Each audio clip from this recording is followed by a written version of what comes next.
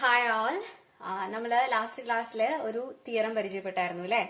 എന്തായിരുന്നു നമ്മളുടെ ലാസ്റ്റ് ക്ലാസ്സിലെ തിയറം എന്ന് പറയുന്നത്? ഒരു സെറ്റ് കൗണ്ടബിളി ഇൻഫൈനൈറ്റ് ആണ് എന്ന് പറയുന്നുണ്ടെങ്കിൽ ആ ഒരു സെറ്റിന് നമുക്ക് ഒരു സീക്വൻസ് ആയിട്ട് എഴുതാൻ പറ്റി കഴിഞ്ഞാൽ അത് കൗണ്ടബിളി ഇൻഫൈനൈറ്റ് ആണ് എന്ന് പറയാൻ പറ്റും എന്നുള്ള കാര്യമാണ് നമ്മൾ കഴിഞ്ഞ ക്ലാസ്സിൽ ഡിസ്കസ് ചെയ്തത്. ഇനി അടുത്തത് നമുക്കൊരു പുതിയൊരു തിയറം ഉണ്ട്. ആ തിയറം നമുക്ക് നോക്കാം.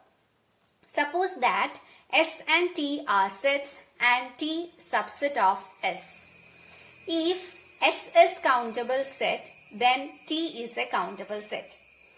If T is uncountable set, then S is an also uncountable set. നമ്മുടെ കയ്യിൽ രണ്ട് സെറ്റ് ഉണ്ട്, എസ് എന്ന് പറയുന്നതും ടി എന്ന് പറയുന്നതും. Set that T is subset of S. അങ്ങനെയാണെങ്കിൽ എസ് കൗണ്ടബിൾ ആണെങ്കിൽ ടി കൗണ്ടബിൾ ആയിരിക്കും. നേരെ തിരിച്ചു പറയുകയാണെങ്കിൽ ടി അൺകൗണ്ടബിൾ ആണെന്ന് വെച്ച് കഴിഞ്ഞാൽ എസ് അൺകൗണ്ടബിൾ ആയിരിക്കും. ഈ രണ്ട് കാര്യങ്ങളാണ് സ്റ്റേറ്റ്മെന്റ്സ് പറയുന്നത്. ഇതെങ്ങനെയാണ് നമുക്ക് പ്രൂവ് ചെയ്യാന്നുള്ളത് നോക്കാം. Okay,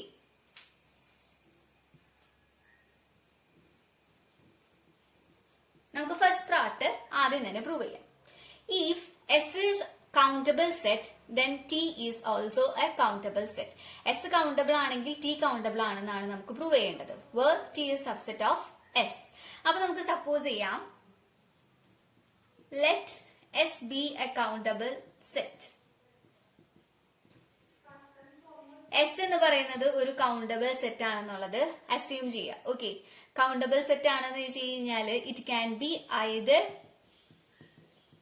A finite set or denumerable set അല്ലെ?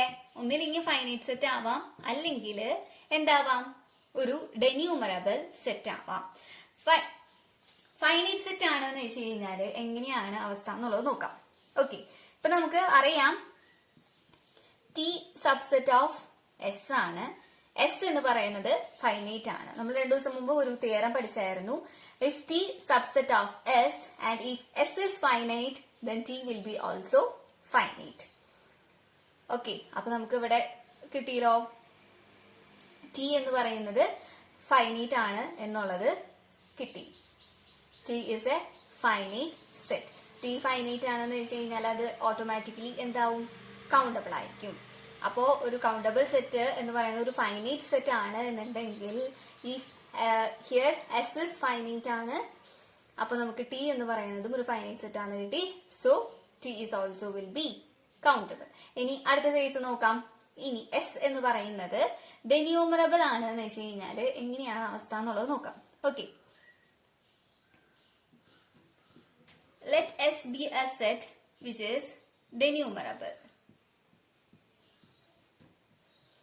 Denumerable ആണെന്ന് വെച്ച് കഴിഞ്ഞാൽ നമ്മൾ തൊട്ട് മുമ്പ് പഠിച്ച തിയറം പ്രകാരം നമുക്ക് എന്ത് പറയാൻ പറ്റും? എസ് എന്ന് പറഞ്ഞ സെറ്റിലെ എല്ലാ എലമെന്റ്സിനെയും നമുക്കൊരു സീക്വൻസ് പോലെ അറേഞ്ച് ചെയ്യാൻ പറ്റും അല്ലെ?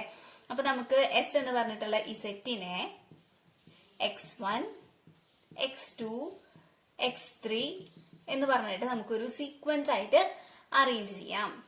ഓക്കെ, ഇനി ഈ എസിന്റെ സബ്സെറ്റ് കൗണ്ടബിൾ ആണെന്നുള്ളതാണ് പ്രൂവ് ചെയ്യേണ്ടത് അല്ലെ? എസ് ഓൾറെഡി കൗണ്ടബിൾ ആണ്, അതിന്റെ സബ്സെറ്റ് കൗണ്ടബിൾ ആണെന്നുള്ളതാണ് പ്രൂവ് ചെയ്യേണ്ടത്.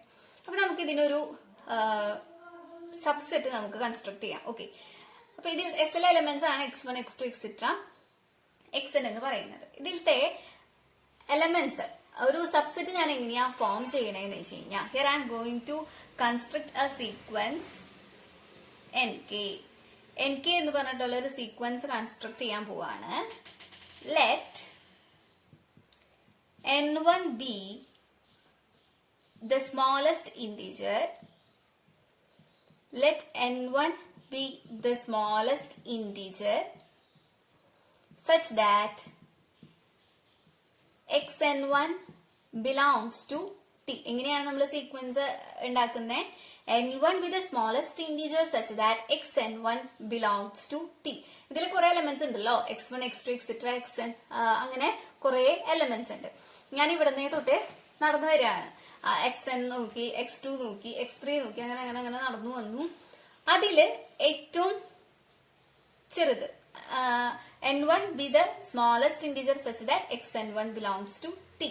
xn1 ടിയിലെ എലമെന്റ് ആവണമെന്നുണ്ടെങ്കിൽ ആ n1 എന്ന് പറയുന്നത് സ്മോളസ്റ്റ് ഇന്റിജർ ആക്കണം. അങ്ങനെയുള്ള തരത്തിലുള്ള ഒരു നമ്പർ ഞാൻ എടുത്തു.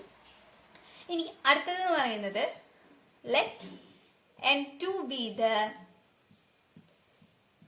next smallest integer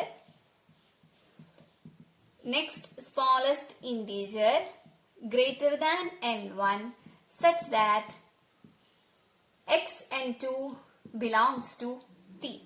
n to be the next smallest integer greater than n1 such that xn2 belongs to t. അടുത്ത എലമെന്റ് എന്ന് വെച്ച് കഴിഞ്ഞാൽ let n3 be the next smallest integer which is greater than n1 and n2 such that xn3 belongs to t.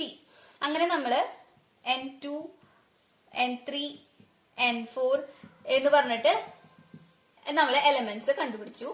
ഇത് indefinite ആയിട്ട് പോകും. നമുക്ക് കുറെ elements ഉണ്ടല്ലോ, അപ്പൊ ഇത് ഇൻഡെഫിനിറ്റ് ആയിട്ട് കണ്ടിന്യൂ ചെയ്ത് പോകും. അപ്പൊ നമുക്ക് ഇതിലത്തെ എലമെന്റ്സിനെ ഇപ്പൊ നമുക്ക് ഇവിടെ കിട്ടിയല്ലോ, ടിയിലുള്ള എലമെന്റ്സ് xn1 xn2 xn3 എന്ന് പറഞ്ഞിട്ട് നമുക്ക് എഴുതാനായിട്ട് പറ്റും. അപ്പൊ ടി എന്ന് പറഞ്ഞിട്ടുള്ള സെറ്റ് നമുക്ക് എങ്ങനെ ഡിഫൈൻ ചെയ്യാം? T equal to xn1 xn2 xn3 etcetera.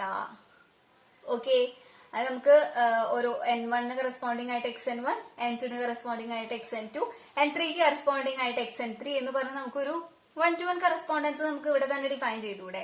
അപ്പൊ നമുക്ക് ഈ function f of k equal to xnk എന്ന് നമുക്ക് ഡിഫൈൻ ചെയ്ത് കഴിഞ്ഞാൽ നമുക്കൊരു ബൈജക്റ്റീവ് ഫംഗ്ഷനും അവിടെ നമുക്ക് കിട്ടുന്നതായിരിക്കും. അപ്പൊ ഇവിടെ നോക്കുക, നമുക്കിപ്പോ എസ് എന്ന് പറയുന്നത് ഒരു ഡെന്യൂമറബിൾ സെറ്റ് ആണെങ്കിൽ എസിനെ നമുക്കൊരു സീക്വൻസ് ആയിട്ട് അറേഞ്ച് ചെയ്യാൻ പറ്റും.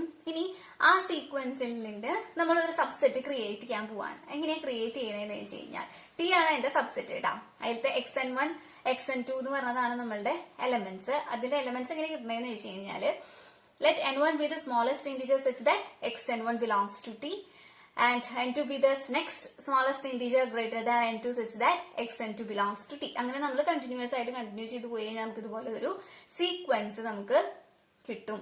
ഓക്കെ, ടി എന്ന് പറയുന്ന ഇതുപോലെ ഒരു സീക്വൻസ് നമുക്ക് കിട്ടും. അപ്പൊ നമുക്ക് ഈ സെറ്റിലെ ടി എന്ന് പറഞ്ഞിട്ടുള്ള ഈ സെറ്റിലെ എലമെന്റ്സ് ഒരു സീക്വൻസ് ആയിട്ട് എഴുതാൻ പറ്റിയ കാരണം നമുക്ക് എന്ത് പറയാൻ പറ്റും? T is ഡെന്യൂമറബിൾ. ടി എന്ന് പറയുന്നത് ഒരു ഡെന്യൂമറബിൾ സെറ്റ് ആണ് എന്ന് പറയാനായിട്ട് പറ്റും. ഓക്കെ, അല്ലെങ്കിൽ നമ്മളിപ്പോ ബൈജക്റ്റീവ് ഫംഗ്ഷൻ ആണെന്ന് വെച്ച് കഴിഞ്ഞാല് ഡെന്യൂമറബിൾ ആണെന്നാണല്ലോ പ്രൂവ് ചെയ്യാറ്. അങ്ങനെ നമുക്ക് പറയാലോ. ഇപ്പൊ നമുക്ക് n1 എടുത്തു, അതിന് കറസ്പോണ്ടിങ് ആയിട്ട് xn1 വരുന്നു. n2 എടുത്തു, അതിന് കറസ്പോണ്ടിങ് ആയിട്ട് xn2 വരുന്നു. n3 എടുത്തു, അതിന് കറസ്പോണ്ടിങ് ആയിട്ട് xn3 വരുന്നു. ഓക്കെ, അപ്പൊ നമുക്ക് f of k equal to xnk എന്ന് പറഞ്ഞിട്ട് ഒരു ഫംഗ്ഷൻ ഡിഫൈൻ ചെയ്ത് കഴിഞ്ഞാല് where k equal to 1 2 3 etcetera we can say that the function f is bijective from n to the set t. So the set t is denumerable. അപ്പൊ നമുക്ക് S എന്ന് പറയുന്നത് finite ആണെന്നുണ്ടെങ്കിലും ഡെന്യൂമറബിൾ ആണെന്ന് വെച്ച് കഴിഞ്ഞാലും അതിന്റെ സബ്സെറ്റ് ആയ ടി എന്ന് പറയുന്നത് ഡെന്യൂമറബിൾ ആണ് എന്നുള്ളത് കിട്ടി. ഓക്കെ, ഡെന്യൂമറബിൾ ആണെന്ന് വെച്ച് കഴിഞ്ഞാല് എന്തായിരിക്കും? Which implies T is countable.